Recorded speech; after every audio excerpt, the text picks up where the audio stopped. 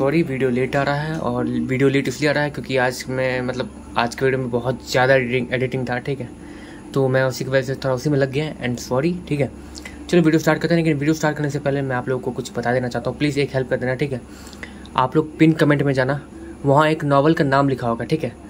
उस नॉवल के नेम को आपको वेब नॉवल ऐप ठीक है, वेब नॉवल ऐप डाउनलोड कर लेना, जो भी होगा, ठीक है। आपके पास होगा तो वेब नॉवल ऐप को डाउनलोड करना, वहाँ जाकर उस नाम को सर्च करना, उस नाम के नॉवल को जो है आप लोग प्लीज़ थोड़ा सा स्टोन वगैरह दे देना, ठीक है। वोट होता है वहाँ पर, ठीक है। चैप्टर पढ़ोगे, नीचे जाओगे, चैप्टर के ठीक नीचे चैप्टर को खोल कर, चैप्टर 1 2 बहुत सारे होंगे, ठीक है। चैप्टर 1 2 वैसे ही खोलोगे ना तो नीचे जाओगे तो आप लोग को वहाँ पर पावर स्टोन देने का मौका मिलेगा, ठीक है। तो पावर स्टोन वगैरह दे देना, तो उससे होता है कि वो नॉवल थोड़ा आगे जाता है, ठीक है। एंड प्लीज़ सपोर्ट दिखाओ and bye Tata. And late हो गया आज, थोड़ा सॉरी। एंड इस एपिसोड सुनने के बाद प्लीज़ चले जाना कमेंट बॉक्स के आखिर में देखना, वो जो नाम होगा उससे वेब नॉवल पे जाकर सर्च करना। एंड हाँ, मैं ज़्यादा एक्सप्लेन नहीं कर सकता हूँ, प्लीज़ तो जाओ, प्लीज़ हेल्प कर देना। वेब नॉवल ऐप को डाउनलोड करके वहाँ जाकर उस नाम को सर्च करना एंड वहाँ पर उसे पढ़ना नहीं, बस फिर ऐसे ऐसे स्क्रॉल कर देना, ठीक है। चैप्टर वगैरह खोल के तो व्यूज़ काउंट हो जाते हैं, ठीक है। तो प्लीज़ इतना हेल्प कर दो and bye Tata. And video आ रहा है तो इन्जॉय करो, बाय। एंड वीडियो डिस्क्लेमर सब कुछ है, ठीक है। चलो वीडियो स्टार्ट करते हैं, बाय।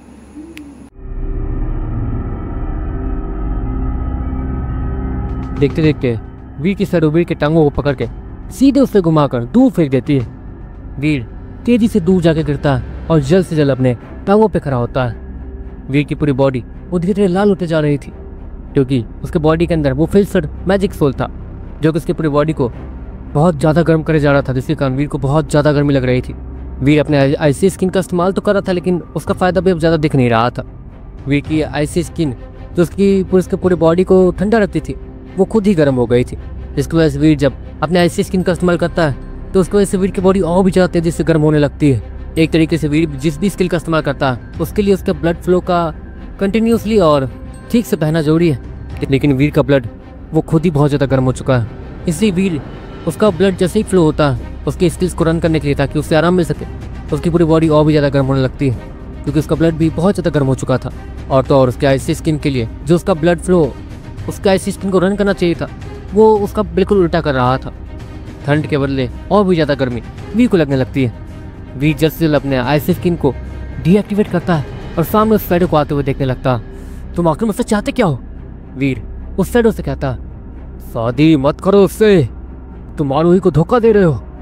वो शैडो वीर से कहती है, देखो मेरे दिमाग के अंदर भी यही चल रहा है कि मैं आरोही को धोखा ना दूं, मैं ये शादी ना करूं, लेकिन मुझे अब पता चल रहा है कि तुम क्या सोच रहे हो। तुम मतलबी हो, तुम बस अपने बारे में सोच रहे हो, आरोही के बारे में सोच रहे हो, उनके बारे में नहीं जो कि मुझसे प्यार करते हैं। मॉम, डैड, बाकी सभी लोग जो कि निचले यूनिवर्स में मेरे, मुझे उन सभी को बचाना है। हाँ ऑफ कोर्स तुम मेरे शैडो, इसलिए तुम सिर्फ अपने बारे में ही सोचोगे।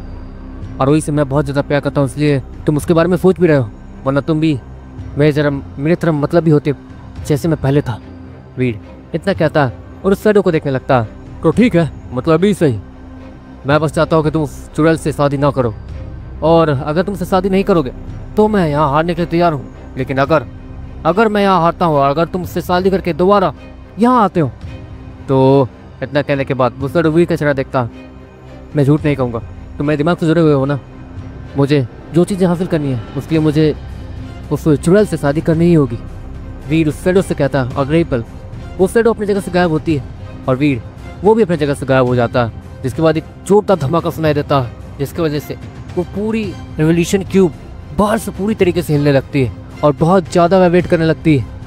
इसी का बेटा वो ताकतवर होने गया है। मैं चाहता था कि वो ताकतवर हो जाए तुम्हारी मॉम का आने पहले, लेकिन ये तो किसी और ही प्रॉब्लम में फंसा हुआ लग रहा है। महाराज वेंड्रॉन वो इसी का कहते हैं, लेकिन इसमें मैं क्या कर सकती हूँ? आप तो मुझसे भी ज़्यादा ताकतवर है, उस हिसाब से तो अगर आप कुछ नहीं कर सकते हैं तो मैं कैसे? इसी का अपने डैड से कहती है। ओह, अगर इससे कुछ हो गया तो फिर परेशानी में फंस जाएंगे हम लोग। वो टूर्नामेंट भी हमेशा वैसे खत्म हो गया, जो कि हमें अगला ह्यूमन मिल पाए। नहीं, इस वीर का जिंदा रहना जरूरी है, बस दुआ करो कि ये जिंदा रहे। महाराज वेंड्रॉन वो मन ही मन कहते हैं। दूसरी तरफ लीडर जाकेन अपने सामने देख रहे थे। राजकुमार आयुष और बहुत सारे ताकतवर सैनिक वहाँ पहुँच चुके थे। देखो, हम लोग यहाँ पर 2 घंटे से ज़्यादा तक नहीं रुक सकते। ये डार्क एनर्जी यहाँ पे बहुत ज़्यादा खतरनाक है, और जिसके कारण हमारी होली एनर्जी यहाँ पर दब रही है धीरे धीरे। हम अपनी पूरी ताकत का इस्तेमाल बस सिर्फ 2 घंटे तक ही कर पाएंगे। उसके अलावा वो हाई रैंक जनरल्स जो कि सैनिक थे वो आयुष से कहते हैं। मैं जानता हूँ, लेकिन हमें जितना होगा उतना तो यहाँ संभालना ही होगा। वीर पता नहीं कहाँ गया है, वो लेवल अप करने गया है। जब तक वो वापस नहीं आ जाता तब तक तो हमें और बाकी सभी को यहीं पे बहुत संभाल कर रखना होगा। आयुष अपने सैनिकों से कहता, वैसे यकीन नहीं होता इतने सारे खतरनाक डार्क म्यूकसेस उसकी बात मानते हैं। वो जनरल्स वो अपने पीछे लीडर जाकिन और बाकी सारे खतरनाक म्यूकसेस को देखते हुए कहता, तभी तो वो इतना मिस्टीरियस लग रहा था। वो दूसरा जनरल भी पहले वाले जनरल से कहता, तो इसके बाद देखते देखते सामने से बहुत ज़्यादा धूल मिट्टी उड़नी शुरू हो जाती है।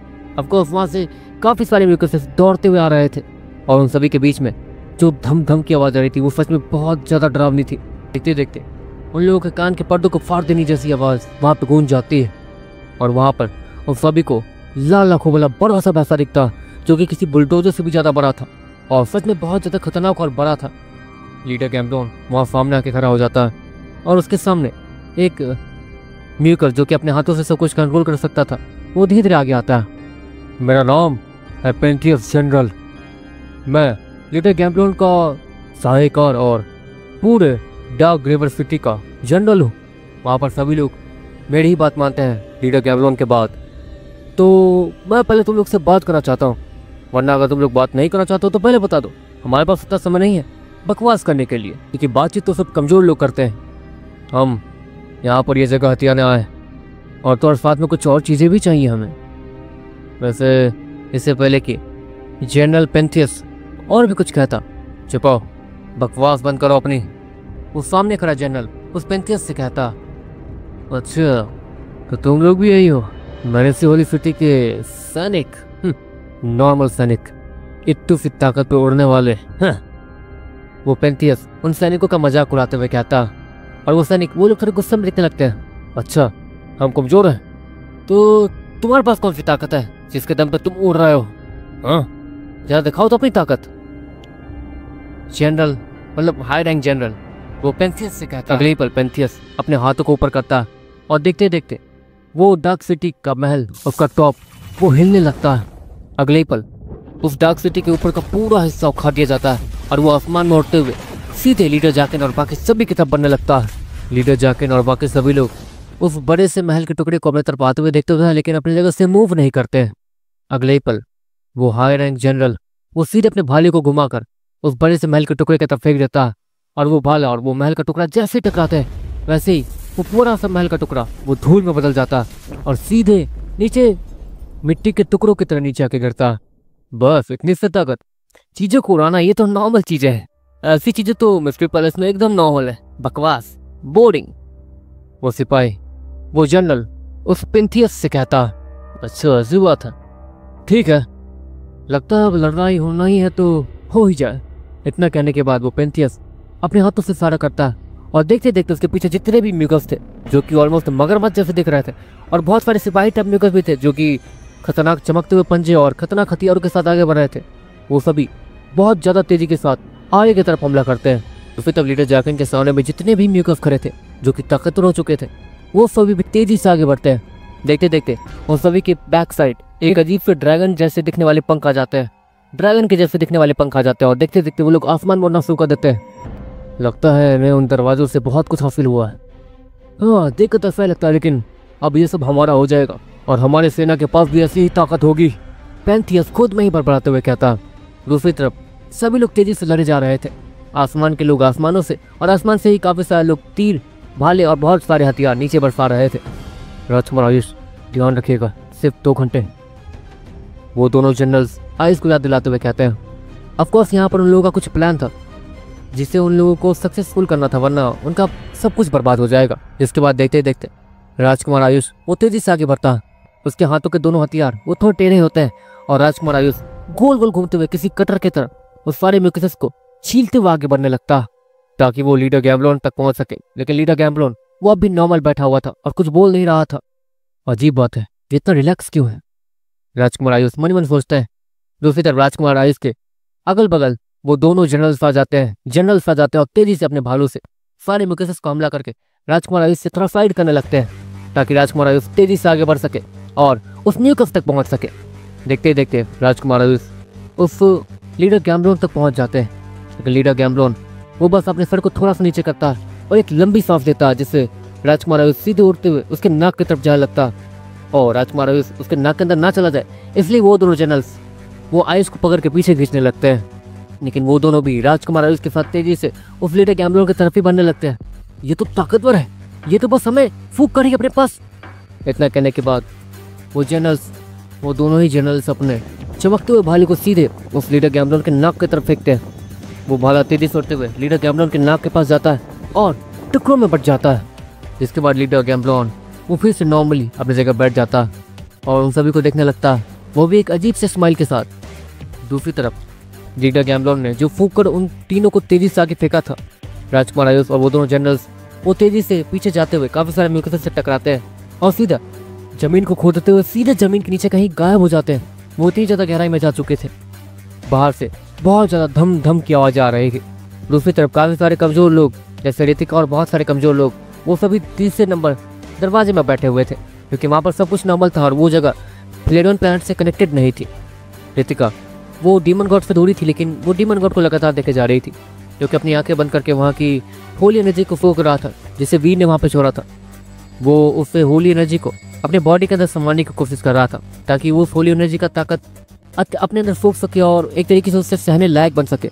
ऋतिका वो धीरे धीरे डीमन गॉड के पास जाती है, लेकिन ऋतिका को वहाँ पर आता हुआ देखकर वो डीमन स्लेश वो ऋतिका की तरफ तुरंत घूमता और उसे रोकने का इशारा करता है। रुको, तुम यहाँ नहीं आ सकती हो। डीमन गॉड अपनी ताकत को इससे पहले कि डीमन स्लेश वो ऋतिका को रोक पाता, डीमन गॉड उससे चुप रहने का इशारा करता है और ऋतिका को वहाँ आने का इशारा करने लगता है। ऋतिका धीरे धीरे वहाँ पहुँचती है। वीर कहाँ पे है? आप तो उससे जुड़े हैं ना, आप पता कीजिए ना प्लीज, वीर कहाँ पे है? यहाँ पर कुछ गलत हो रहा है। ऋतिका वो डीमन गॉड से कहती है, मैं उससे जुड़ा हूँ, लेकिन बार बार मैं उससे झांकने नहीं जा सकता हूँ। हो सकता है कि वो किसी लड़ाई के बीच में हो, मेरे झांकने की वजह से हो सकता है कि उसे परेशानी हो। डीमन गॉड वो ऋतिका से कहता, तो एक बार बाहर जाके देख लीजिए, आप तो इतने ताकतवर हैं, आप तो पल भर में सारे दुश्मनों को खत्म कर देंगे, है ना?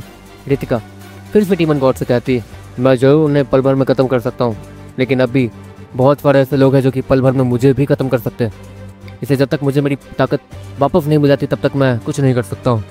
हाँ, मैं इन लोगों से बहुत ज़्यादा ताकतवर हूँ, लेकिन मुझसे ज़्यादा ताकतवर लोग भी हैं जिन्हें पता चल चुका है कि मैं वापस आ चुका हूँ, और वो लोग पल पल मुझे ढूंढने के लिए, हाँ, मैं कुछ नहीं कर सकता हूँ। इतना कहने के बाद वो डीमन गॉड अपनी आंखें बंद कर लेता और कहीं ध्यान लगाने लगता, और वो सफ़ेद रोशनी धीरे धीरे उसकी आंखों के अंदर जा रही थी। उसी तरह ऋतिका वो बार बार अपनी उंगलियों को लेफ्ट राइट किए जा रही थी, क्योंकि इससे बहुत ज़्यादा टेंशन हो रही थी। वो पीछे जाके नॉर्मली फिर से बैठ जाती है। प्लीज गॉड, वीर को कुछ ना हो, ऋतिका मन मन सोचती है। दूसरी तरफ वीर वो अपने शैडो से मार खाने जा रहा था और बार बार उससे बचे जा रहा था। वीर को यही नहीं समझ आ रहा था कि आखिर उसका शैडो उससे ज़्यादा ताकतवर कैसे हो गया, और वो वीर के सारे मूव को अच्छे से जानता था, इसलिए वीर उसका अभी कुछ ठीक से बिगाड़ नहीं पा रहा था।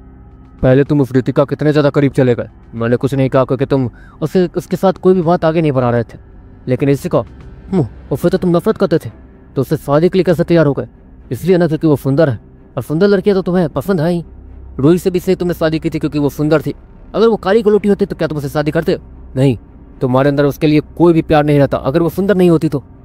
वीर की शैडो वीर से कहती है, ऐसी बात नहीं है, रूही को पहली बार देखते ही मुझे। वीर उस शैडो से कहता है, अच्छा ऐसी बात है, एक बात बताओ, रूही जैसे तो बहुत सारी लड़कियां तुम्हें उससे पहले मिली थी जो कि ज़्यादा सुंदर नहीं थी, लेकिन तुम्हारा दिल उन पर नहीं आया क्योंकि वो ज़्यादा सुंदर नहीं थी, क्या यही है ना? वो शैडो फिर से वीर से कहता, तुम बात नहीं समझ रहे हो, मैं पागल हूँ क्या जो आरोही को जिंदा करने के लिए यहाँ तक चला जाऊँगा? मेरी बात समझो प्लीज़, मैं सच बोल रहा हूँ। वीर उस शैडो के अटैक को डॉज करते हुए कहता। उस शैडो की स्पीड पता नहीं कैसे वीर से बहुत ज़्यादा होते ही जा रही थी, और वीर को समझ नहीं आ रहा था कि आखिर वीर करे क्या। मैं तुम्हारे दिमाग को पढ़ पा रहा हूँ, तुम किसी भी हाल पे उस लड़की से शादी करना चाहते हो। क्यों बताओ क्यों? वो शैडो फिर से वीर से कहता, क्योंकि मैं अपने यूनिवर्स को बचाना चाहता हूँ, अपने मॉम डैड अपनी बहन सभी को बचाना चाहता हूँ। तुम मुझसे जुड़े रहोगे ना? तुम देख लेना, मैं उस लड़की के साथ या फिर उसके पास कभी नहीं जाऊँगा, मैं वादा करता हूँ, बस उससे शादी करूँगा और कुछ नहीं। वीर उस शैडो से कहता। अगले ही पल वो शैडो फिर से अपनी जगह से गायब हो जाता और वीर वो जल्द से जल्द अपने पीछे मुड़ता, जिसके कारण वीर उस शैडो को देख पाता जिसका पंच सीधे वीर के चेहरे के पास था। वीर अपने सर को लेफ्ट में मोड़ता ताकि वो उस शैडो के पंच को डॉज कर सके, और उसी के साथ साथ वीर अपने पंच को सीधे उस शैडो के पेट की तरफ चला देता ताकि वो उसके पेट पे पंच मार सके और उस शैडो को अपने से दूर कर सके, या फिर उस पर खतरनाक सामना करने के बाद, उसे खत्म करने के बाद या फिर ताकतवर होकर जा सके। वीर तो यही सोच रहा था, लेकिन अगले ही पल वीर ने जो उस अटैक को डॉज किया था वो अगले ही पल वीर के सीने पर लगता। वीर उस हमले को खाने के बाद दूर जाके गिरता, लेकिन वीर का पंच भी उस शैडो को जाके लग चुका था, जिससे वो शैडो भी दूर जाके गिरता। लेकिन वीर का पंच वो नॉर्मल था, क्योंकि वीर के बॉडी में फिल्टर वो लगातार उसके बॉडी को गर्म करे जा रहे थे, इसलिए वीर किसी भी एनर्जी फ्लो या फिर अपने स्किल का इस्तेमाल नहीं कर पा रहा था। वीर अपने पवित्र यंत्र का इस्तेमाल करके कोई भी स्किल या फिर ऐसा कोई भी स्किल यूज नहीं कर सकता था, क्योंकि इसके लिए ब्लड फ्लो का होना वो जरूरी है। लेकिन खून बहुत ज़्यादा गर्म होने की वजह से ब्लड फ्लो वो वीर के बॉडी को नुकसान ही पहुंचा रही थी, इससे वीर किसी स्किल का इस्तेमाल नहीं कर पा रहा था। इससे वीर के पंचेस भी नॉर्मल थे, लेकिन वीर जब अपने सीने की तरफ देखता तो वहाँ से काफ़ी सारा हिस्सा गायब हो चुका था और वीर का दिल वो साफ साफ धड़कता हुआ दिख रहा था। वीर के मुंह से भी अचानक से खून निकलना शुरू हो जाता है और वीर अपने घुटनों पर गिर जाता है, जिसका वीर अपने सामने देखता है जहाँ पर वो शैडो धीरे धीरे वीर के करीब आ रहा था। तुम अब भी उससे शादी करना चाहते हो? वो शैडो वीर के दिमाग से जुड़ा हुआ था और वीर सच में उस लड़की से शादी करने के लिए तैयार था, जिसकी वजह से हो सकता है कि उसकी यूनिवर्स का खतरा वो टल जाए। कुछ भी हो जाए, मैं आरोही के साथ धोखा नहीं होने दे सकता हूँ, वो शैडो वीर से कहता। लगता है ये पागल हो गया, ये सच में पागल हो गया है, ये मेरे दिमाग से जुड़ा है। इसलिए तो सारे शैडोज अपने अपने होस्ट के दिमाग से जुड़े हुए थे और वो हमेशा ही अपने दुश्मन को, मतलब अपने आप को ताकतवर होने से रोकना चाहते हैं। और अगर हम लोग अपने आप को हरा देते हैं तो ही हम लोग ताकतवर हो पाते हैं। लेकिन यहाँ पर जैसे मैंने आरोही के साथ इतने ज़्यादा समय बिताए, उससे मैं इतना ज़्यादा प्यार करता था, वैसे ही इस शैडो ने भी आरोही के साथ इतना ही समय तो बिताया है, जिसके कारण ये भी और मैं एक ही तो है, हम दोनों। लेकिन मेरी शैडो इसलिए तो अलग है, आरोही से हम दोनों ही प्यार करते हैं, जिसके कारण ये हमें और मुझे जीतने देता है ताकि मैं ताकतवर बन के आरोही को जिंदा कर सकूं। लेकिन जब इसे ये पता चला कि मैं शादी करने वाला हूँ तो ये गुस्से में आ गया और ये उन बाकी शैडोज की तरह ही बिहेव कर रहा, जैसे कि नॉर्मल सभी लोग करते हैं, अपने मालिक को ताकतवर ना होने देना, उसे रोकना। वीर वो मन ही मन सोचता है और उस शैडो को देखने के बाद धीरे धीरे खड़ा होने लगता। मैं जानता हूँ तुम क्या सोच रहे हो, वीर अपने मुंह से खून पोंछते हुए कहता। सोच जानते हो तो जैसा करा हो ऐसा करो, वरना सच में अगर अगली बार तुम ताकतवर होने के लिए आए तो मुझसे बड़ा कोई नहीं होगा। तुम सोच भी नहीं सकते हो कि मैं तुम्हारे साथ क्या करूँगा। तुम्हें क्या लगता है, क्या तुम सिर्फ एवोल्यूशन क्यूब के अंदर ही आकर मुझसे लड़ सकते हो? नहीं, मैं हमेशा तुम्हारे साथ रहूँगा, ये तो याद है ना। मैं बस एक बार जानना चाहता हूँ, क्या तुम अपनी मॉम से प्यार करते हो? वीर उस शैडो से कहता है। मुझे अपनी मॉम से कोई मतलब नहीं है, वो शैडो वीर से कहती है, जिसके बाद वीर को सारा मांझना समझ आता है। वीर जब बहुत ज़्यादा कमज़ोर था और जब सभी लोग वीर को बहुत ज़्यादा तंग किया करते थे, उसे बुली किया करते थे या फिर वीर को कुछ भी ना समझा करते थे, ये शैडो इस वक्त उसी स्टेज में है, ये उन सारी चीज़ों को याद रखे हुआ है जिससे वीर भूल चुका है। लेकिन उसका शैडो वो सारी चीज़ें याद रख चुका है और उसे सारी चीज़ें याद है। वीर की शैडो मतलब वीर वो भी पहले अपने मॉम के ज़्यादा क्लोज नहीं था। डैड के जाने के बाद वो भी एक तरीके से बेहुदा बच्चा बन के रह गया था, एकदम आवारा लड़का, और वो सारी चीज़ें अभी तक इस शैडो को याद होंगी। वीर उस चीज़ों को भूल चुका है, लेकिन शैडो के दिमाग के अंदर सारी चीज़ें अभी तक है। उस शैडो के दिमाग के अंदर ये भी होगा कि वीर अपनी मॉम के कितना क्लोज बाद में हुआ था, अपने डैड के क्लोज कितना हुआ था, और भी वीर के सारे दोस्त। लेकिन इस शैडो को वो शुरुआती चीज़ें सारी चीज़ें याद होंगी, जिसके कारण वो उन चीज़ों को भूलने के बाद भी आगे नहीं बढ़ पा रहा है। जब तक वो उन चीज़ों को नहीं भूलेगा, मतलब शुरुआती चीज़ें जहाँ पर लोग वीर को तंग किया करते थे और बाद में चल के वही लोग वीर के काफ़ी अच्छे दोस्त भी बन गए थे, तो जाकर इस शैडो को पता चलेगा कि आखिर वीर क्यों निचली यूनिवर्स को बचाने के लिए इतना सब कुछ कर रहा है। लेकिन हाँ, इन सारी चीज़ों के बावजूद उस शैडो को आरोही याद थी, जिसने हर कदम पर उसका साथ दिया था। हाँ, तुम सच कह रहे हो, अगर आरोही सुंदर नहीं होती तो मैं उसके पीछे कभी जाता ही नहीं, मैं इसके साथ कभी बैठता नहीं। तुम सच कह रहे हो, मैं सुंदर लड़कियों के पीछे ही जाता हूँ।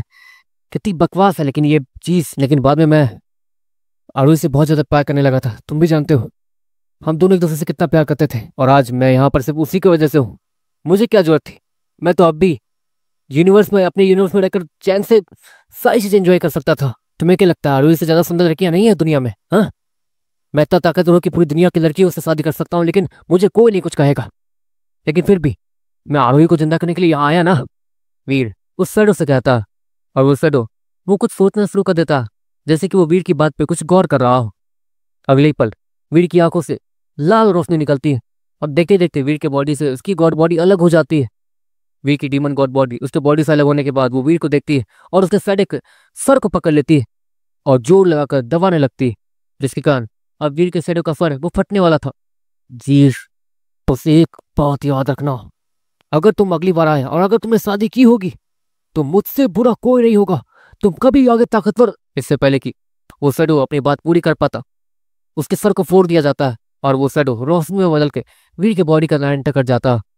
तो तुम यहाँ टाइम पास कर रहे हो? डीमन गॉड वीर से कहता। क्या हुआ, कोई परेशानी है क्या? वीर जल्द से जल्द डीमन गॉड से कहता। ऑफकोर्स वीर के लिए उसके अपने और अपने दोस्त ज्यादा जरूरी थे अभी के लिए। परेशानी तो बहुत बड़ी है, जल्द से जल्द डार्क सिटी वापस आओ।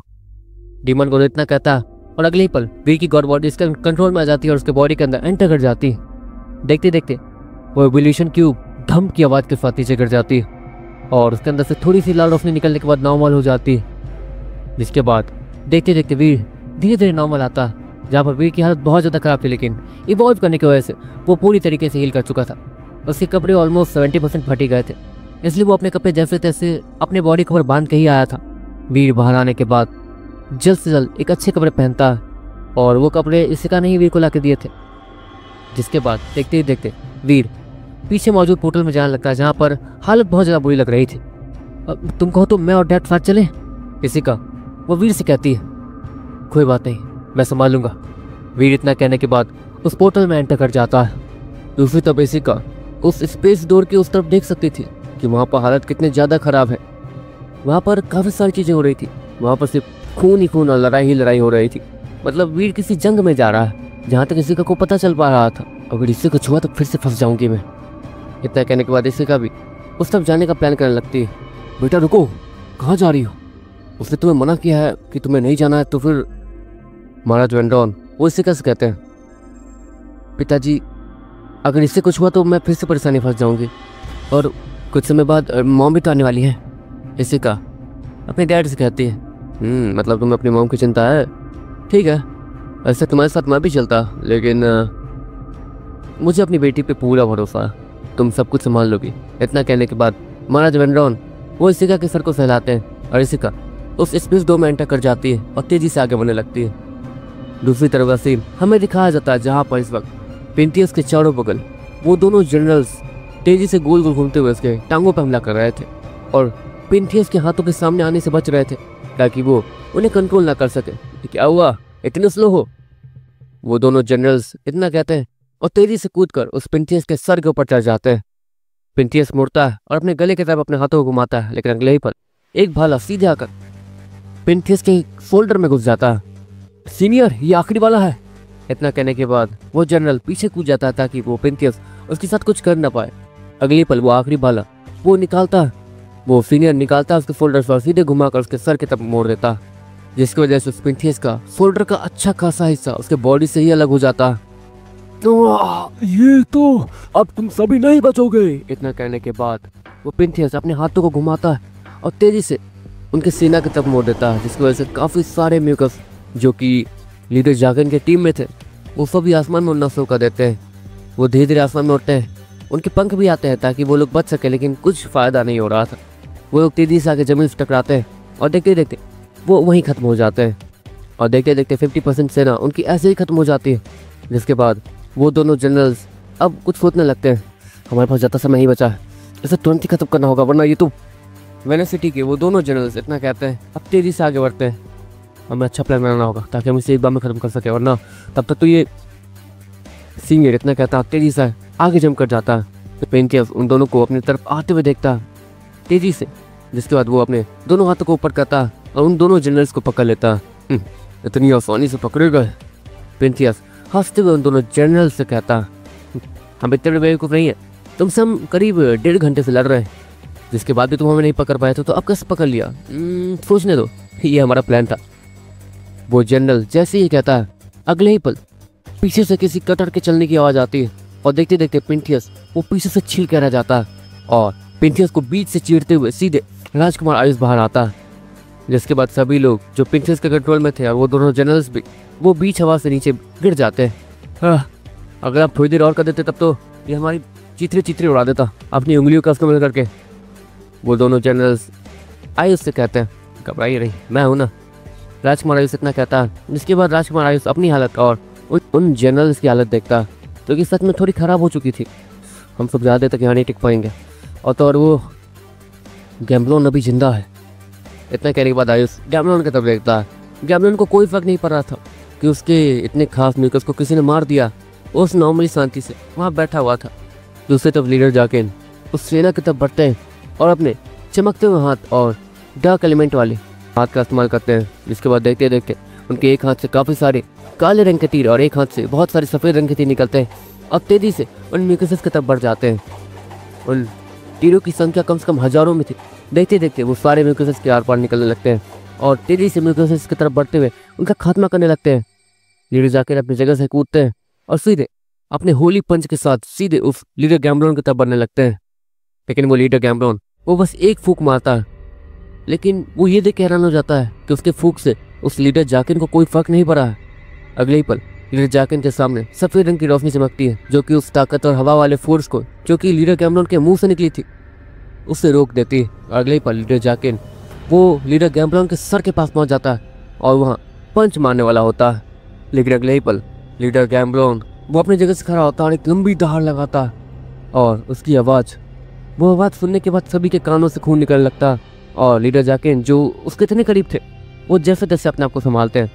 और जिसके बाद लीडर गैम्बलोन वो लीडर जाकिन को अपने सर से दूर फेंक देता है और इस्माइल के साथ उन्हें देखने लगता है। इसकी तो आवाज़ ही बहुत ज़्यादा खतरनाक है, इसे हराना। लीडर जाकिन मन ही मन कहते हैं। अगले ही पल सभी लोगों का ध्यान वहाँ बीच ग्राउंड पे जाता है, जहाँ पर सारे म्यूकस के बॉडी से उनकी डार्क एनर्जी निकल रही थी। हाँ, अगर ये प्लान काम करता, लीडर जाकिन मन मन सोचते और खुश होते हैं। दूसरी तरफ लीडर गैम्बलोन वो भी ये देखता है उसके बॉडी से डार्क एनर्जी, जिस डार्क एनर्जी में वो रहता है, प्योर डार्क एनर्जी जहाँ से वो आया है। यहाँ की डार्क एनर्जी इतनी प्योर नहीं है, जिसके कारण वो लोग यहाँ पर इस डार्क एनर्जी के बिना रह नहीं सकते। और उनके बॉडी से ही डार्क एनर्जी निकल के ज़मीन में कहीं जा रही थी, जो कि थोड़ी अजीब बात थी।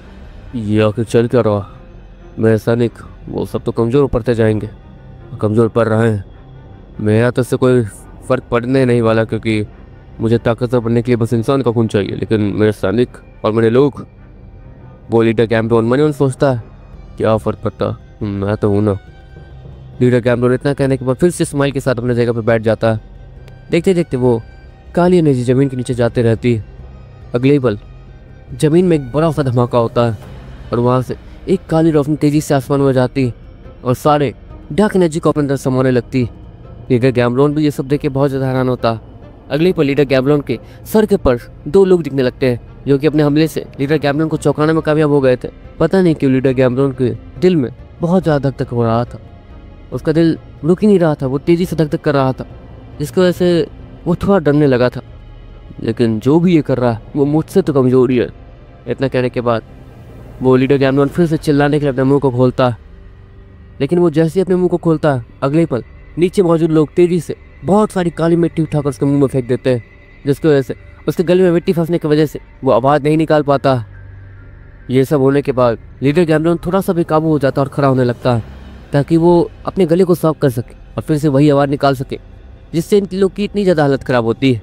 लोन बैंडू और सिक्स पिडियन तेज़ी से इस वक्त लीडर गैम्बलोन के सर पर चढ़ के उस पर हमला करे जा रहे थे। लीडर गैम्बलोन तेज़ी से जैसे ही मूव करता है, वैसे ही वो दोनों एक एक सींग लीडर गैम्बलोन की पकड़ लेते हैं और वहीं लटके रहते हैं। अरे ये वीर कहाँ मर गया? लोन बैंडो सिक्स पिडियन से कहता है। मुझे क्या पता, लेकिन अभी के लिए तो हमें ही नहीं संभालना है, ये नहीं सोचना है कि वीर कब आएगा। सिक्स पिडियन लोन बैंडो से कहता है और अगले ही पल वो दोनों ही उसके सींग को छोड़ते हैं और एक दूसरे का हाथ पकड़ने के बाद वहाँ अच्छे से बैलेंस बनाते हैं। लीडर जाकिर ने कहा था किसी का मुंह जाना चाहिए, लोन बैंडो सिक्स पिडियन से कहता है और एक अजीब सी चीज वो लीडर गैम्बलोन के सर के ऊपर डालता है। अगले ही पल लीडर गैम्बलोन के सर के अंदर धीरे धीरे वो चीज गड्ढा बनाते हुए और उसके सर को चीरते हुए अंदर चली जाती है। ये काम कर जाएगा, अभी हमें यहाँ से।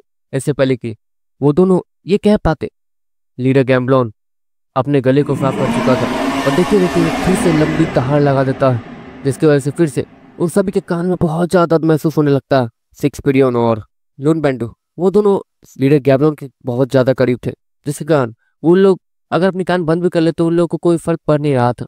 वो आवाज़ साफ अपने लोगों के कान में जा रही थी। अगले पल लोन बैंडो और सिक्स पिडियन वहीं बेहोश हो जाते हैं और लीडर गैम्बलोन अपने सर को उछालकर उन्हें दूर फेंक देता है और वहाँ पर यह हाल काफ़ी सारे लोगों का था। बहुत सारे लोग बेहोश हो गए थे, बहुत सारे लोग ये आवाज़ सुनकर ही मर गए थे। इसके कारण अब वहाँ पर लड़ने के लिए बहुत ज़्यादा कम लोग रह गए थे, बहुत ज़्यादा कम म्यूकस। लीडर जाकिन जिस चीज़ को उसने उस लीडर गैम्बलर के सर के अंदर डलवाया था, देखते देखते वो सफ़ेद रंग से चमकती है और लीडर जाकिन अपनी आंखें बंद करते हैं और देखते देखते लीडर जाकिन का एक हाथ उसमें होली एनर्जी दिखनी शुरू हो जाती है और उसी होली एनर्जी के साथ वो उस अजीब से डिवाइस से कनेक्ट हो जाते हैं। जिसके बाद वो होली एनर्जी वाली डिवाइस वो लीडर गैम्बलर के सर के अंदर होल बनाते बनने जाने लगती है। तुम्हें लगता है कि इस बचकाने हरकत से तुम मुझे मार सकते हो? वो लीडर गैम्बलर इतना कहता है और अगले ही पल लीडर गैम्बलर अपने मुंह को बंद करता है और एक जोरदार दहाड़ लगाता है। जिसके बाद वो आवाज़ उसके ही बॉडी में फैलती है, लेकिन उसके बॉडी को कोई नुकसान नहीं पहुंच रहा था। लेकिन वो अजीब सी मशीन जो उसके सर के पास थी वो तबाह हो जाती है। लीडर जाकिन जो उससे जुड़े हुए थे उन्हें भी एक झटका लगता है, जिसके बाद वो नॉर्मल होते हैं। तो हमारा प्लान फेल हो गया और ये अभी अपनी जगह पर नॉर्मली खड़ा है जैसे कि इसे कुछ हुआ ही ना हो। लीडर जाकिन हैरानी से कहते हैं ऑफकोर्स उनका सबसे अच्छा प्लान वो खराब हो चुका था और अब उन्हें ये नहीं समझ आ रहा था कि आखिर वो करे क्या। वीर तुम आखिर रह कहाँ गए? पोर्टल अभी तक खुला हुआ है, तुम अभी तक आए क्यों नहीं हो? लीडर जाकिन मन मन वीर को याद करते हुए सोचते हैं। दूसरी तरफ वो लीडर गैम्बलर अब हंस रहा था। तुम्हें लगा कि तुम मुझे हराओगे? लीडर गैम्बलर वहाँ सभी का मजाक उड़ाते हुए कहता और अब वो तेजी से खुद आगे बढ़ रहा था। लीडर गैम्बलर के पीछे काफ़ी सारे म्यूकस थे जो कि खतरनाक हथियार और खतरनाक दांतों के साथ आगे बढ़ रहे थे। उनके हाथ के नाखून वो तेजी से चमक रहे थे। दूसरी तरफ वेलेसी होली सिटी के जनरल्स वो दोनों थक गए थे और आयुष भी उसकी भी ताकत कम हो रही थी। अब कुछ नहीं हो सकता। लीडर गैम्बलर खुद आ रहा है और उसके साथ अब भी उसकी आधी सेना बाकी है। आयुष थोड़ा टेंशन में आते हुए कहता है और लड़ने के लिए तैयार होने लगता है। जो भी हो वो आखिरी सांस तक तो लड़ ही सकता है, ताकि हार मानने से कोई फ़ायदा तो होगा नहीं। आयुष मन में सोचता। लीडर जाकिर जिनका प्लान बहुत बेकार तरीके से फ्लॉप हो चुका था वो एक नया प्लान बनाने के बारे में सोचते हैं, लेकिन लाख बार कोशिश करने के बावजूद उनके दिमाग के अंदर कुछ ऐसा नहीं आ रहा था जिससे वो इस लीडर गैम्बलर को हरा सके।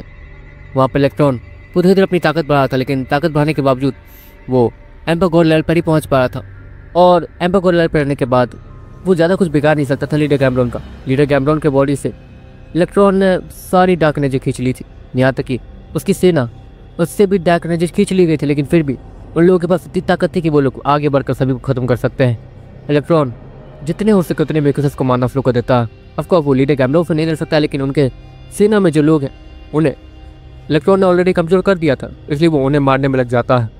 लेकिन इलेक्ट्रॉन की ताकत वो धीरे धीरे बढ़ते जा रही थी क्योंकि डार्क एनर्जी उसके बॉडी को घेर रही थी। जितने भी मिकस के पास वो जा रहा था उसके बॉडी से डार्क एनर्जी निकल के सीधे इलेक्ट्रॉन की बॉडी के अंदर एंटर कर रही थी। अगर मैं इसी तरीके से ताकत बढ़ाता रहा तो अच्छा होगा, तो शायद मैं इस लीडर गैम्बलर को मार सकूं। इलेक्ट्रॉन मन ही मन सोचता। दूसरी तरफ वो स्पेस डोर जहाँ से वीर गया था वो थोड़ा सा चमकना शुरू हो जाता है। क्या वीर आ गया? लीडर जाके हैरानी से कहता और अगले ही पल वीर वहाँ से एंट्री करता और सीधे नीचे लैंड करता। वीर की ताकत बढ़ी हुई लग रही थी। हाँ वीर, अच्छा हुआ तुम आ गए, यहाँ पर हालत बहुत ज़्यादा ख़राब हो चुके हैं। लीडर जाके वो वीर से कहता। दूसरी तरफ वेलेसी होली सिटी के वो दोनों जनरल्स और आयुष दोनों ही थक चुके थे, उनकी हालत बहुत ज़्यादा ख़राब लग रही थी। इन्हें अंदर लेके जाओ। वीर उन तीनों को अंदर ले जाने के लिए कहता, इसका धीरे धीरे आगे बढ़ना शुरू कर देता। लीडर गैम्बलर उस वीर को आता हुआ देखकर अपनी स्पीड और भी ज़्यादा तेज़ कर लेता। हमको उसे किसी भी वीर का डर नहीं था। और हाँ, जहाँ तक लीडर गैम्बलर को पता था कि इस वीर की वजह से ही लीडर गैम्बलर अभी बस middle class amber God level पर ही पहुँच पाया था, नहीं तो आज और अभी leader gambler high rank amber God level पे होता। ये बात लीडर गैम्बलर अच्छे से जानता था, इसलिए उसका गुस्सा सातवें आसमान में था। वीर को देखने के बाद वो तेजी से वीर के सामने आ ही रहा था। इतने में वीर के सामने उसका बीडोन मेकअप दिखना शुरू हो जाता है और वो भी एम्बर गॉड लेवल पे था। एम्बर गॉड लेवल पे होने के बावजूद उस लीडर गैम्बलर को उस बीडोन मेकअप से कोई भी डर नहीं लग रहा था, वो साफ साफ दिख रहा था। देखते देखते वीर नोवा एंजल गोल्डन लैंड को बुलाता। गोल्डन लैंड बाहर आते ही उसकी बॉडी पूरी काली पड़ जाती है, उसकी आँख लाल हो जाते हैं और वो प्योर डार्क बॉडी इस्तेमाल करने लगता है। प्योर डार्क गॉड बॉडी वो उसका इस्तेमाल कर रहा था। लीडर गैम्बलर ये सब देख के हैरान तो होता है, लेकिन वो रुकता नहीं, वो तेजी से आगे बढ़ते रहता। देखते देखते नोवा एंजल उसकी पूरी बॉडी चमकती है और वो अपने गॉड बॉडी को एक्टिवेट करती है और उन सभी की ताकत एम्बर गॉड लेवल पे थी, लेकिन गॉड बॉडी एक्टिवेट करने के बाद वो काफ़ी हद तक लीडर गैम्बलॉन के ताकत के बराबर ही पहुंच गए थे। लेकिन लीडर गैम्बलॉन वो फाइट में बहुत ज़्यादा बड़ा और ताकतवर था, तो बराबरी करके भी ज़्यादा फायदा होने नहीं वाला था हम सभी का। लीडर गैम्बलॉन ये अच्छे से जानता था। दूसरी तरफ इलेक्ट्रॉन की ताकत भी बढ़ते जा रही थी और लीडर गैम्बलॉन अब समझ चुका था कि यहाँ पर ज़्यादा देर सभी को फ्रीडम देना ये सही नहीं होगा। लीडर गैम्बलॉन अपनी पूरी ताकत लगा के ऊपर जंप करता और सीधे उस बड़े से डार्क सिटी के ऊपर कूद जाता, ताकि लीडर गैम्बलॉन के नीचे पहुंचते वो सारी जमीन और सारी जगह और सारे लोग खत्म हो जाए। लेकिन अगले ही पल वीर बिरन मिकस को कुछ इशारा करता और बिरन मिकस देखते देखे 2-3 कदम आगे लेता। अगले ही पल बिरन मिकस की आंखें वो लाल हो जाती है और आसपास एक डरावनी से प्रेजेंस फैलनी शुरू हो जाती है। लीडर गैम्बलॉन जैसे ही उस प्रेजेंस के अंटर में आता वैसे ही वो कांपना शुरू कर देता और वो जो तेजी से दौड़ रहा था उसके पाँव लड़खड़ा जाते हैं और वो अपना बैलेंस खोकर नीचे गिरने लगता है। जब वो दूसरी बार अपने टांगों पे खड़ा होता तो अपने ठीक सामने बिरन मिकस को देखता और धीरे धीरे पीछे जाने लगता। ये नामुमकिन है, ये कैसे हो सकता है, ये आखिर हो कैसे सकता है? पहले वो डीमन गॉड और ये अब ये कैसे? इतना कहने के बाद वो लीडर गैम्बलॉन धीरे धीरे पीछे हटने लगता ताकि वो वहाँ से भाग सके। लेकिन वो प्रेजेंस उसे वहाँ से जाने तो नहीं देने वाली थी, जिसके कारण उसका पाँव बाबर लड़खड़ाया जा रहा था। वहाँ पे जितने भी कमज़ोर मिकस थे जो कि इलेक्ट्रॉन के सामने थे वो सभी कांपना शुरू कर देते और इलेक्ट्रॉन तेजी से सभी के सर को काटना शुरू कर देता, जिससे इलेक्ट्रॉन की ताकत बढ़ते जाती है। दूसरी तरफ नोवा एंजल और डार्क लाइन तेजी से आगे बढ़ते हैं ताकि वो इलेक्ट्रॉन की मदद कर सके, क्योंकि जब तक ये पेरेंट्स यहाँ पर है तब तक ये बाकी मिकस और उसकी सेना ज़्यादा कुछ कर नहीं पाएगी। देखते देखते नोवा एंजल और डार्क लाइन इलेक्ट्रॉन को ज्वाइन कर लेते हैं और इलेक्ट्रॉन की ताकत भी तेज़ी से बढ़ने लगती है। दूसरी तरफ अचानक से ही दरवाज़ा खुलता है और वहाँ पर डीमन गॉड और डीमन फ्लैश दिखना शुरू हो जाते हैं। ऑफकोर्स इस प्रेजेंस ने उन लोगों का भी ध्यान अपने तरफ खींच लिया था और जब उन लोगों की नज़र वीर पे जाती है, जिसके साथ वही बिरन मिकस था जो कि हमेशा उसके साथ ही घूमता फिरता दिखते रहता था। ये नामुमकिन, ये कैसे हो सकता? बाकी समय में ही इन सभी को खत्म कर दिया गया था, तो जीरो रेस से ये बिरन मिकस यहाँ कैसे आ सकता?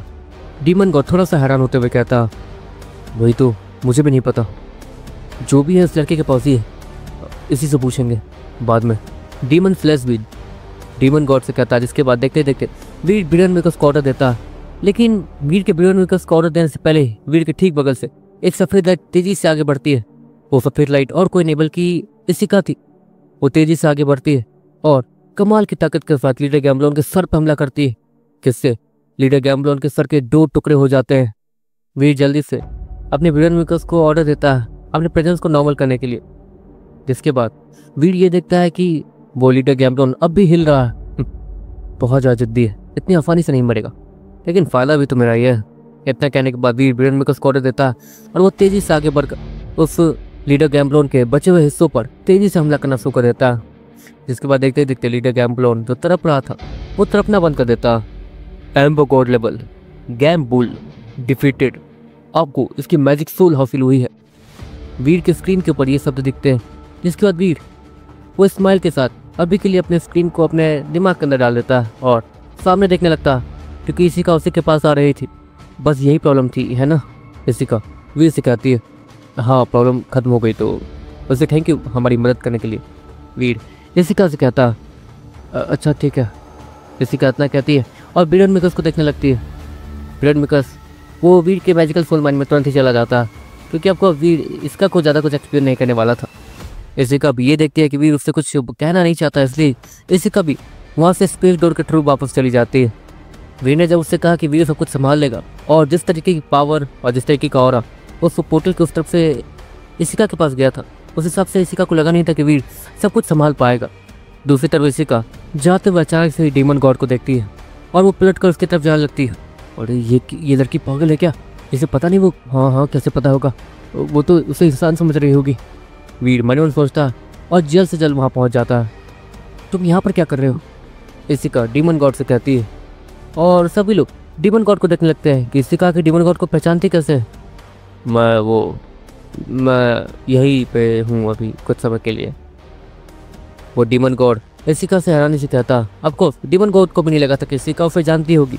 ठीक है, तुम इंसान हो, तुम्हें यहाँ नहीं रहना चाहिए, खतरों से खाली नहीं है, तुम चाहो तो मेरे साथ होली सिटी वापस चल सकते हो। इसिका उस डीमन गॉड से कहती है, और नहीं मैं चला जाऊँगा, घबराओ मत। वो डीमन गॉड भी थोड़ा बहुत हकलाते हुए कहता है, जिसके बाद इसिका वहाँ से चली जाती है। डीमन गॉड, इसिका तुम्हें कैसे जानती है? वीर डीमन गॉड से कहता है, मुझे नहीं पता, हो सकता है कि जब वो अपने शादी वाले टूर्नामेंट में थी तो उसने मुझे देखा हो और ऑब्जर्व किया हो, और जब उसने मुझे यहाँ देखा तो वो हैरान हुई होगी और इसलिए वो मेरे पास आई। जहाँ तक है वो बस मुझे चेक करना चाहती थी कि मैं नॉर्मल हूँ या नहीं, क्योंकि वहाँ पर सभी पर शक करना नॉर्मल है। डीमन गॉड इतना कहता और वी को देखने लगता। सारे काम खत्म हो गए है ना, मेरे ख्याल से मुझे यहाँ से चलना चाहिए। डीमन गॉड वो वीर से कहता और वीर अपने सर को हाँ मिला देता। डीमन स्लैश तुम भी जा रहे हो? वीर डीमन स्लैश से कहता, हाँ अब डीमन गॉड मुझ तक पहुँच ही चुके हैं तो मैं इनके साथ चला जाऊँगा और मुझे कोई ढूंढ नहीं पाएगा। लेकिन इस विरन मिकस के बारे में कुछ बताओगे? ये तुम्हारे पास क्यों और कैसे? डीमन स्लैश वो वीर से कहता, छोड़ो रहने दो, जो भी है हमारी टीम में है तो हमें कोई परेशानी नहीं। डीमन गॉड वो वीर को देखते हुए कहता, जिसके बाद देखते ही देखते डीमन गॉड और वो डीमन स्लैश वहाँ से चले जाते हैं। वीर उन सभी को वहाँ से जाते हुए देखता, लेकिन वीर खुश था क्योंकि उसे एक चमचमाती हुई ताकतवर ऑग मिल गई थी, जिसके अंदर न जाने कितने ताकतवर लोगों को अच्छे से कैद करके रखा जा सकता है। और तो और वीर अंदर में डार्क एनर्जी भी भर के रख सकता, जिससे अगर कोई होली फिटी में वीर से पंगा लेता तो वीर उससे यहाँ कैद कर सकता है जहाँ पर डार्क एनर्जी है, और वहाँ पर जाते डार्क एनर्जी होली एनर्जी वाले को कमजोर बना देगी। वीर हंसी खुशी हमारी मन सोचता है। दूसरी तरफ डीमन गॉड और डीमन स्लैश इस वक्त तेजी से आगे बढ़ रहे थे। महान डीमन गॉड, वो लड़की सच में आपको ऐसे क्यों देख रही थी? डीमन स्लैश डीमन गॉड से कहता, मैंने कहा ना, मैं भी उसके शादी में गया था जब वो टूर्नामेंट करवा रही थी। उस समय मैंने भी गौर किया था कि वो मुझे घूर रही है। मुझे लगा कि हाँ हो सकता है कि उसने मेरा ऑरा थोड़ा बहुत जांच लिया होगा, इसलिए वो बार बार मेरी तरफ देख रही थी। लेकिन मैं अपना ऑरा छिपाने में कामयाब हो गया था, और जब उसने मुझे यहाँ देखा तो वो हैरान हुई होगी कि आखिर मैं वीर के साथ क्या कर रहा हूँ, इसलिए वो मुझसे ऐसे बात करने आई थी।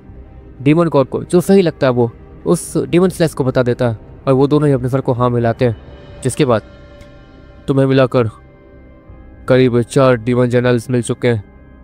बाकी डीमन जनरल्स कहाँ हैं नहीं पता, लेकिन जंग के लिए इतने काफ़ी है। डीमन गॉड इतना कहता, और तेजी से वो दोनों ही लाल लाइट में बदल के तेजी से आसमान में कहीं गायब हो जाते हैं। दूसरी तरफ सब कुछ ठीक हो चुका था। लीडर जाके ने जिससे जहाँ से बुलवाया था वो उसे वहाँ वापस भिजवा देते हैं। आयुष भी वीर को बाय करने के बाद वहाँ से चला जाता है। इसके बाद वीर वो रितिका के पास जाता और उसे ये दिखाता कि वो ताकतवर हो चुका है। मेनली वीर को रितिका से ये जानना था कि इसिका की मॉम का क्या सीन है, इसलिए वीर रितिका से ये चीज़ पूछ ही लेता। बाप रे बाप, इसिका की मॉम आ रही है? अगर वो इस बार मुझे नहीं देखेंगी तो पक्का मुझे डांटेंगे, अगली बार आएंगी तो मुझे उनसे मिलना होगा। नहीं मिल सकती हो। रितिका इतना कह ही रही थी, इतने में वीर, मैं इस रितिका के डैड को ठीक करने जा रहा हूँ, जैसा कि तुमने मुझसे कहा था। मेरे पास प्योर एनर्जी है तो मैं उन्हें ठीक कर सकता हूँ। उन चैनल से भी बात हो चुकी है मेरी, मैं अभी जाकर आता हूँ। लीडर जाके वीर से कहते हैं और वो वहाँ से चले जाते हैं ताकि वो रितिका के डैड को ठीक कर सके, जिनको ठीक करने के लिए कम से कम 100% प्योर होली एनर्जी चाहिए होगी। इसलिए लीडर जाके वहाँ से चले जाते हैं। तो उसके बाद वीर रितिका को देखता, हाँ मैं बात कर रही थी कि इसिका की मॉम थोड़ी गुस्सेल है, बहुत ज़्यादा गुस्सेल है, थोड़ी नहीं, और वो मुझे तो अपनी बेटी जैसी ही समझती है। अगर उन्हें ये पता चला कि मैं गायब हूँ तो वो पूरे फ्लेडल पैंट छान मारेंगे अपनी परवाह किए बिना। इसलिए उन्हें गलती से भी ये नहीं पता चलना चाहिए कि मैं गायब हूँ। और अगर उन्हें ये पता चला कि तुमने मुझे अपने पास रखा तो वो और भी ज़्यादा गुस्सा करेंगे, और तो हो सकता है कि तुम्हें जान से मार दे। लेकिन हाँ, एक बात याद रखना, इसिका के मॉम का मतलब ताकत कुछ ज़्यादा ही अजीब है। मतलब वो समय पे भी काबू कर सकते हैं। मान लो अगर तुमने 5 मिनट पहले जो किया है वो तुमसे वो दोबारा करवा सकते हैं और तुम्हें कुछ नहीं पता चलेगा। एक तरीके से उस समय को 5 मिनट पीछे कर सकती हैं। लेकिन हाँ, जिनके पास टाइम को पीछे करने की ताकत है उन्हें ये फ़र्क साफ साफ दिखेगा। टाइम पीछे होता हुआ उन्हें दिखेगा, ये नहीं कि वो भी टाइम के साथ पीछे जाएंगे। और जहाँ तक है ये पावर पूरे फ्लैगन प्लैनेट पर टीम हेलगॉड टीम के लीडर के पास, डार्क स्टॉर्म लीडर के पास और टीम फिनिक्स का जो लीडर है उसके पास है। सेकंड लीडर के पास ये पावर है या नहीं मुझे नहीं पता, लेकिन अगर इसिका की मॉम टाइम को पीछे करती है तो इन तीनों टीम के लीडर्स के अलावा सभी लोग टाइम में पीछे चले जाएंगे। एक तरीके से 5 मिनट पीछे चले जाएंगे, जहाँ पर सब कुछ जो वो कर रहे थे वो सारी चीज़ें होने लगेंगी।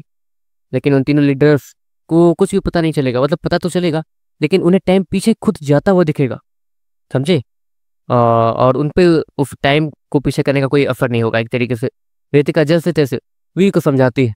अच्छा ठीक है, ये तो मैं समझ गया, टाइम को पीछे करने की ताकत अच्छी है, लेकिन सिर्फ 5 मिनट। ये मैं समझ गया। हाँ मतलब क्या रितिका की मॉम कुछ यूनिवर्स से जुड़ा हुआ जानती है? वीर रितिका से कहता, हाँ वो रितिका की मॉम यूनिवर्स से जुड़ी हुई बहुत सारी चीज़ें जानती है। वो एक दरवाजा खोल सकती है जहाँ से हम लोग सारी यूनिवर्सेस को देख सकते हैं, किसी मकड़ी के जाले की तरह। ठीक है, एक एक मकड़ी का जाला, मतलब मैं क्या बोल रही हूँ मुझे खुद समझ नहीं आ रहा। बहुत सारे यूनिवर्स एक जगह जुड़े हुए होंगे। ठीक है, सारे यूनिवर्स अलग अलग डायरेक्शन में जा रहे होंगे, मतलब अलग अलग पॉसिबिलिटीज एंड बहुत सारी चीजें। जैसे किसी यूनिवर्स में तुम ताकतवर बने होगे, तो किसी यूनिवर्स में तुम भोंदू के भोंदू ही रह गए होगे, या फिर किसी यूनिवर्स में तुम किसी मॉन्स्टर का शिकार करते हुए मर गए होगे। ऐसा किसी यूनिवर्स में तुम शादी से पहले मर गए होगे, किसी यूनिवर्स में तुम शादी के बाद मर गए होगे, किसी यूनिवर्स में तुम्हें किसी गाड़ी ने कुचल दिया होगा। ऐसा होता है वहां पर, और वो सारी चीजें तुम देख सकते हो। और हाँ वाह रितिका इतना कह ही रही थी इतने में ही, देखो रितिका मुझे सिर्फ जरूरी चीजें जाननी है, जरूरी चीजें जाननी है। मेरा यूनिवर्स खतरे में है, तो मुझे ये बताओ कि इससे मेरी कुछ मदद हो सकती है? वीर रितिका से कहता, ऑफ कोर्स हो सकती है। रितिका की मॉम तुम्हें तुम्हारा यूनिवर्स तुम्हारे हाथों में दे सकती है, और तुम उससे अच्छे से काबू कर सकते हो। वहाँ ये ध्यान रख सकते हो कि वहाँ कुछ गलत ना हो, या फिर किसी को कोई परेशानी ना हो। और तो और उस यूनिवर्स में कितने गॉड्स पनिशमेंट के तौर पे उस यूनिवर्स गए, वो सारी चीजें भी तुम देख सकते हो। अपने मॉम डैड को भी देख सकते हो। अरे हाँ, मुझे भी अपने मॉम डैड को दिखवाना, मैं भी उन्हें देखूंगी, और कभी उनसे मिलने भी चलेंगे। अब क्योंकि यूनिवर्स का कंट्रोल तुम्हारे हाथ में होगा, तो हम लोग वहाँ कभी भी आ जा सकते हैं। रितिका वीर से कहती है, मतलब ऐसा हो सकता है?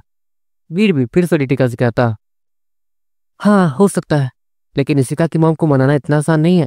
इशिका की मॉम जहाँ रहती है वो जगह उनकी ताकत बढ़ाने के लिए ही है, और उससे उनकी बॉडी को भी कोई नुकसान नहीं पहुंचता। तो एक तरीके से उनकी ताकत तो बहुत बहुत ज्यादा आगे होगी, एम्बर गॉड लेवल से भी ऊपर के ऊपर। तो खुद समझ लो, एक तरीके से वो फ्लैगर प्लैंक के जो बेस्ट 3 टीम है ना, उनके जितनी ताकतवर है अकेले, तो जाके उनके पास ये ताकत है। लेकिन अगर तुम उस ताकत को हासिल करने के लिए सोच रहे हो, तो तुम्हें तो बहुत ज़्यादा समय लगेगा। रितिका वीर से कहती है, मैं समझ गया, मतलब इशिका की मॉम को मुझे बहुत ज़्यादा इम्प्रेस करना है। अच्छा रितिका, मैं इशिका से बस दिखावटी के लिए शादी कर रहा हूँ, तो तुम गुस्सा मत होना, ठीक है? वीर रितिका से कहता, मैं क्यों गुस्सा होंगी, मुझे तुमसे क्या? रितिका नॉर्मली वीर से कहती है, और वीर के चेहरे पर स्माइल आ जाती है। रितिका मैं कभी कभी सोचता हूँ कि आखिर क्यों तुम सब कुछ छोड़ के मेरे साथ क्यों, जबकि तुम अपनी लाइफ अच्छे से जी सकती हो, महल में रह सकती हो, तुम्हें शादी के लिए कोई फोर्स भी नहीं करेगा। लेकिन हाँ, अगर तुम वापस जाओगे तो तुम्हारी शादी जरूर राजकुमार प्रेम से हो जाएगी। वीर रितिका से कहता, इसलिए मैं सारी चीजें छोड़कर तुम्हारे साथ हूँ। तुम तो मुझसे शादी नहीं करोगे ना? बस मुझे यहाँ फ्री फ्री लगता है, तो और कल मेरा भाई भी मुझसे मिलने आता है, और अब तो डैड ठीक होने के बाद वो भी मुझसे मिलने आएंगे, तो मुझे किसी भी चीज़ की जरूरत अब है नहीं। रितिका वीर से कहती है, जिसके बाद वीर हाँ मैं अपने सर को हिलाता है, और वहां से पलट के जाने लगता है। वैसे वीर बहुत जल्द टीम फाइट शुरू होने वाली है, तुम अपने टीम डी वाली टीम से बाहर लड़ने जाओगे? रितिका वीर से कहती है, अगर टीम फाइट में कुछ फायदा होगा तो मैं जरूर जाऊंगा। क्या रैंक अप होगी हमारी, मतलब रैंक हमारी क्या ऊपर जा सकती है? वीर रितिका से कहता, यही तो, टीम फाइट्स में सारी टीम्स को अपने से ऊपर वाली टीम से लड़ना होता है। अगर तुम अपने ऊपर वाली टीम को हराने में कामयाब हो जाते हो, तो तुम ऊपर जाते जाओगे। तुम जितनी बार ऊपर जाओगे उतनी बार तुम्हें ऊपर वाली टीम से लड़ने का मौका मिलेगा। और अगर तुमसे नीचे वाली टीम ने तुम्हें एक बार भी हरा दिया, या फिर तुम ऊपर वाली टीम से एक बार भी हार गए, तो तुम्हें ऊपर जाने का मौका नहीं मिलेगा, तुम उसी रैंक पर रह जाओगे। लेकिन अगर तुम्हारी नीचे वाली टीम हरा देती है, तो तुम एक रैंक नीचे चले जाओगे, ये याद रखना। रितिका वो वीर से कहती है, और वीर उसकी बात समझ जाता है। और जो टॉप 1 पे है उसका क्या? वीर वो रितिका से कहता है, बस उससे चैलेंज एक्सेप्ट करना होगा अपने नीचे वाली टीम का, जिसके बाद अगर वो जीत जाता है तो वो वहीं रहेगा। लेकिन उससे नीचे वाली टीम जो धीरे धीरे जीतते हुए उस तक पहुंच सकती है, उससे बस उसे संभालना होगा, और किसी को नहीं। रितिका फिर से वीर से कहती है, जिसके बाद वीर वहां से जाता है और लीन को बुलाता है। आपने बहुत दिनों बाद मुझे याद किया, मैं आपकी क्या मदद कर सकती हूँ? लीन वीर से कहती है, टीम फाइट्स कब शुरू है? वीर लीन से कहता है, करीब 6 महीने बाद। लीन वीर से कहती है, 6 महीने बाद? तब तक मुझे अपना कुछ जल्दी से जल्द ताकतवर बनाना होगा, क्योंकि टीम फाइट में ज़्यादा ऊपर रहना मतलब ज़्यादा प्रॉफिट, ज़्यादा बड़े बड़े टीम्स के साथ मुकाबला, और ज़्यादा सामान, ज़्यादा होली कॉइन, ज़्यादा ऑक्सीडेंट कॉइन। ऑक्सीजन कॉइन, इस पर मुझे पहले ध्यान रखना होगा क्योंकि ऑक्सीजन कॉइन से तो कमाल का हथियार बनते हैं, खासकर वो फटने वाला ग्रेनेड, वो तो कमाल का। वीर मन ही मन सोचता, वीर यहाँ पर लड़ने के लिए इसलिए बिना डरे आ गया था क्योंकि वीर के पास बहुत सारी चॉइसेस थे यहाँ पर जीतने के। वीर ये सब सोच रहा था, इतने में वीर को याद आता है कि वीर को गैम्बुल की मैजिकल फूल मिली है। वीर जल्द से जल्द अपने मैजिकल फूल माइंड में झांकता है जहाँ पर गैम्बुल वो अपनी आंखें बंद करके सो रहा था। वीर उसे जगाने की कोशिश करता है लेकिन वो जग नहीं रहा था। ये क्या, ये तो मैजिकल फूल बनने के बावजूद भी अपने ही रॉब में है, उल्टा मुझ पे ही रॉब जा रहा है, मेरे सामने सोया हुआ है। वीर गैम्बुल को देखते हुए कहता। अचानक से ही गैम्बुल अपनी आंखों को खोलता और वीर को देखकर उसकी तरफ बढ़ने लगता। जी आखिर हो क्या रहा, ये तो मैजिकल फूल बन गया है। तो वीर हैरानी से कहता क्योंकि गैम्बुल कुछ अजीब ही बिहेव कर रहा था, जिसके बाद वीर इन सारी चीज़ों को जाने देता और गैम्बुल को बाहर बुलाता। देखते देखते गैम्बुल वो बाहर आते ही वीर के बॉडी के साथ कंबाइन होने लगता और वीर वो खुद ही एक गैम्बुल में बदल जाता। लेकिन उसका साइज ज़्यादा बड़ा नहीं था, वो छोटा ही था और वीर को नहीं पता था कि वीर अपने साइज को बढ़ाए कैसे। वो वाला गैम्बुल जिसे वीर ने मारा था वो बहुत बहुत ज़्यादा बड़ा था, लेकिन वीर जिस गैम्बुल में बदला वो दिखता तो बिल्कुल वैसा ही है लेकिन उसका साइज छोटा है। अजीब बात है, मैं अपना साइज कैसे बढ़ाऊं, वीर मन ही मन सोचता। दूसरी तरफ रितिका वीर को ढूंढते हुए आती है तो वो छोटे गैम्बुल को देख के बहुत ज़्यादा डर जाती है। वो डरो डरो, एक काम करता हूँ, इससे पहले डरा के एक कहने के बाद वीर अपने गैम्बल वाला रूप में तेजी से आगे जाने लगता है और रितिका सभी को चिल्लाकर बुलाने लगती है ताकि वो और सभी लोग रितिका की मदद के लिए आ जाए। खासकर वो वीर का नाम जल्दी जल्दी चिल्ला रही थी ताकि वीर वहां पहुंच के रितिका को बचा ले उस गैम्बल से। दूसरी तरफ बहुत सारे टीम मेंबर्स इस वक्त अपने अपने टीम फाइट में बिजी थे, वो ट्रेनिंग कर रहे थे। इसिका और बाकी सभी एक जगह बैठे हुए थे। आयुष टूर्नामेंट का क्या हाल है? तो तुम्हारी बहन के बारे में कुछ पता चला? काफी सारे लोग तो उसे ढूंढ रहे हैं ना? राजकुमार प्रेम वो आयुष से कहता। हाँ ढूंढ रहे हैं लेकिन वो मिल नहीं रही। लगता है इस साल का टीम फाइट हम लोग खेल नहीं पाएंगे जहाँ तक है, क्योंकि सारे मेंबर्स का होना जरूरी है। आयुष वो प्रेम से कहता और प्रेम अपने सर को हाँ मिला देता। ऑफकोर्स ये उनका एक अच्छा मौका था जिसमें वो ताकतवर बनते हुए तेजी से आगे जा सकते हैं। लेकिन रितिका नहीं, मतलब वो इस टूर्नामेंट को नहीं खेल पाएंगे। रितिका की भी ताकत बहुत ज़्यादा बढ़ चुकी है, उसकी सील हट चुकी है, मतलब वो लोग बहुत ज़्यादा ऊपर जा सकते थे लेकिन अब उन्हें नहीं लगता है कि वो लोग ऊपर जा पाएंगे, इसलिए वो सभी लोग उदास थे। दूसरी तरफ बाकी टीम वो तेजी से अपने आप को इम्प्रूव कर रही थी ताकि वो लोग ताकतवर बनने के बाद आगे जा सके। दूसरी तरफ वीर वो सभी के साथ टीम स्टेडियम में पहुंचता है। सभी लोग होलोग्राम में बदल के सीधे वहां टीम स्टेडियम में पहुंचते हैं और एक साथ प्रैक्टिस करने का प्लान करते हैं। वीर ये देखता है कि लाइब्रेरी और वो विपिन भी आया है, मतलब उनकी टीम कंप्लीट है। टीम फाइट से तैयार हो? वीर उन दोनों से कहता। इससे पूछो, इस कमजोर से। वो लाइब्रेरी विपिन को देखते हुए कहता, लेकिन विपिन कोई जवाब नहीं देता। आजमा के देख लो। विपिन नॉर्मल आवाज में वीर से कहता। ठीक है, आजमाना नहीं है, हमें प्रैक्टिस करना है, समझे? वीर विपिन से कहता। अब कोर्स वो अपने दोस्तों के साथ ही अगर ऐसे वर्ड्स इस्तेमाल करेगा तो दोस्तों के बीच ही दुश्मनी पैदा हो सकती है। देखते देखते विपिन और वीर वहाँ बीच में जाते हैं और दोनों ही एक दूसरे के पंच के ऊपर अपना पंच मारते हैं। लेकिन अगले ही पल पता नहीं क्यों वीर को विपिन की आंखों में एक हल्की सी डार्कनेस दिखी थी जो कि उसकी आंखों के सामने से फैलते हुए उसके चेहरे पे आ गई थी और उसकी ताकत बीच में बहुत बहुत ज्यादा बढ़ गई थी। अगले ही पल वीर उसके हाथों से हल्का सा खून निकलने लगता और वीर वो 2-3 कदम पीछे ले लेता और विपिन भी 2-3 कदम पीछे ले लेता। लगता हमारी ताकत बराबर है। वीर विपिन से कहता। हाँ सही कहा, बराबर है। विपिन पता नहीं क्यों किसी रोबोट की तरह बात कर रहा था। वो थोड़ा अजीब तो था लेकिन वीर उस पर ज्यादा ध्यान नहीं देता। अब कोर्स ये दोनों आदमी उसके समझ के बाहर थे। वैसे वीर लीन की फाइट भी होगी ना, मतलब लीन तो हमारी एक हेल्पर रोबोट है और हेल्पर रोबोट की भी फाइट होती है तो उससे भी ट्रेनिंग करवानी जरूरी। वो हम जो जो सीखते हैं और हम जो जो फाइट मूव इस्तेमाल करते हैं वो सारी चीज़ें वो धीरे धीरे सीख जाएगी और सीख रही भी है ना। लोन बैंडो वो लीन की तरफ देखते हुए कहता। लीन लोन बैंडो को इशारा देखते हुए वो तेजी से आगे आती है और वीर को अप्रोच करती है ताकि वीर उसके साथ प्रैक्टिस कर सके। वीर भी अपने कमाल के तलवार वाली स्किल के साथ लीन के साथ कुछ देर प्रैक्टिस करता है और ऑफकोर्स लीन उससे बहुत ज़्यादा टक्कर दे रही थी। बहुत बढ़िया लीन, तुम्हें और भी बहुत कुछ सीखना। तुम बहुत सारे जगहों को बार बार एक्सपोज कर रही थी जहाँ पर मैं हमला कर सकता हूँ। अपनी टांगों को पहले आगे मत करना, ये ध्यान रखना, समझी? वरना दुश्मन अपने अटैक को बदल के सीधे तुम्हारे टांगों की तरफ घुमा सकता है। वीर लीन को समझाते हुए कहता और लीन अपने सर को हाँ मिला देती है। जिसके बाद वीर और बाकी सभी वहाँ पर काफी देर तक प्रैक्टिस करते हैं। जिसके बाद लीन उसके बॉडी के अंदर से एक आवाज आती है, सर कोई आपसे मिलना चाहता है। लीन वीर से कहती है और सभी लोग अपने अपने आर्मर अपने अपने बॉडी पर लाइट्स को डालने के बाद उस टीम से मिलने के लिए तैयार हो जाते हैं। टीम बुलिलिस, ये कैसा नाम है? वीर ये कहता है। जिसके बाद वो टीम बुलिलिस धीरे धीरे आगे आती है और वहां दिखनी शुरू हो जाती है। टीम बुलिलिस का लीडर वो धीरे धीरे आगे आता है और वीर के सामने खड़ा हो जाता है। तो मैं आपकी क्या मदद कर सकता हूँ?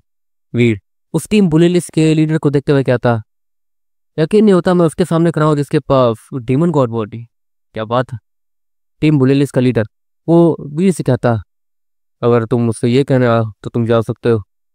इतना कहने के बाद वीर पीछे मुड़ के जाने लगता है। अरे नहीं नहीं नहीं, तुम गलत समझ रहे हो। असल बात यह है कि मेरे पास करीब 4 ऑक्सीजन होली कॉइन है और मैं चाहूँ तो तुम्हें 2 दे सकता हूँ। असल बात यह है कि तुम्हारी टीम के ठीक नीचे टीम ब्रेन ब्लास्ट है और उसके ठीक नीचे मैं हूँ। लेकिन टीम ब्रेन ब्लास्ट वो टीम फाइट्स नहीं कर पाएंगे क्योंकि उनका एक मेंबर गायब है। रितिका, वो राजकुमारी रितिका, वही सुंदर रितिका, हाँ, तो वो गायब है तो वो लोग तो टीम फाइट कर नहीं पाएंगे। तो एक तरीके से मैं उन्हें स्किप करके सीधे तुम्हारे पास आ सकता हूँ और एक तरीके से तुम्हारी फाइट मेरे साथ ही होगी और तुम्हारी फाइट मेरे साथ होने के बाद अगर मैं जीतता हूँ तो मैं ऊपर वाली से लड़ूंगा। ऐसा है कुछ। अगर मुझे हरा देते हो तो तुम अपने ऊपर वाली से लड़ सकते हो और ऊपर जाने का कोशिश कर सकते हो। असल बात यह है कि मैं यहाँ पर वो टीम बुलिलिस का लीडर थोड़ा सा अजीब बिहेव कर रहा था। तुम साफ साफ क्यों नहीं बोलते? तुम यहाँ पर क्या कहने आए हो? देखो हम लोग फाइट के लिए प्रैक्टिस कर रहे हैं तो प्लीज तुम अपनी बकवास जल्दी करो और जाओ यहाँ से। वीर नॉर्मल सी आवाज में और थोड़े सख्त आवाज में उस आदमी को देखते हुए कहता, अरे नहीं नहीं नहीं, तुम गलत समझ रहे हो। मैं बस यहाँ पर टीम फाइट को फिक्स करने आया था। तुम चाहो तो मैं तुम्हें 2 ऑक्सीजन होली कॉइन्स दे सकता हूँ, जिससे होगा ये कि तुम्हारा फायदा भी होगा और हमारा फायदा भी। हम लोग थोड़ी ऊपर आ जाएंगे तो हमारा नाम भी बनेगा क्योंकि टीम ब्रेन ब्लास्ट से ऊपर आना वो सबकी बस की बात नहीं। और जहाँ तक है तुम्हारी ये फाइट और टीम ब्रेन ब्लास्ट की फाइट हमने देखी थी। तुम अनजाने अनजाने में यहाँ पे आ गए हो इस रैंक पे और तुम्हारे आगे बढ़ने का कोई चांस नहीं है। लेकिन अगर तुम मेरे साथ कोऑपरेट करते हो तो तुम्हें तो बस एक रैंक के नीचे जाने का मौका मिलेगा और धीरे धीरे ताकत होने के बाद तुम आगे भी जा सकते हो। लेकिन हम जब तक आगे निकल जाए तो थोड़ा अच्छा होगा, है ना? फायदा हम दोनों का है। Oxygen Holi coin, 2 oxygen Holi coin. सोचो सोचो सोचो ड्यूलर, सोचो। वो टीम ब्लोरियस का लीडर वो वीर से कहता, तुम्हारा ऑफर तो अच्छा है लेकिन सिर्फ 2 ऑक्सीजन होली कॉइन, ये मुझे अच्छा नहीं लग रहा। जब तक तुम मुझे 50 ऑक्सीजन होली कॉइन ना दो तब तक वीर से पहले कि अपने वर्ड्स को आगे करता, 100 ऑक्सीजन होली कॉइन, मुझे 100 ऑक्सीजन होली कॉइन चाहिए, जिसके बाद ही हम तुम्हें आगे जान देंगे। वरना मैं तो अपने लीडर के भी नहीं सुनूंगा। मैं तुम्हें कच्चा चबा दूंगा टीम फाइट में सभी लोगों के सामने।